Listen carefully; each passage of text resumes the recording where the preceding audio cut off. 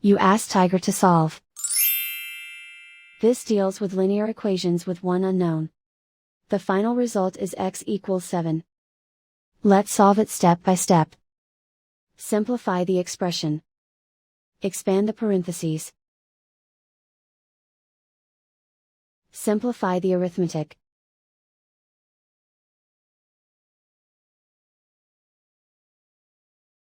Group all constants on the right side of the equation.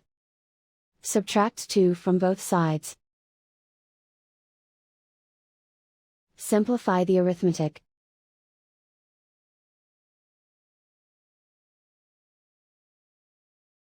Isolate the x. Divide both sides by -2. Cancel out the negatives.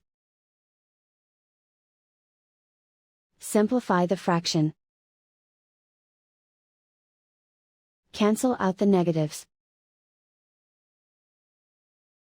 Find the greatest common factor of the numerator and denominator. Factor out and cancel the greatest common factor.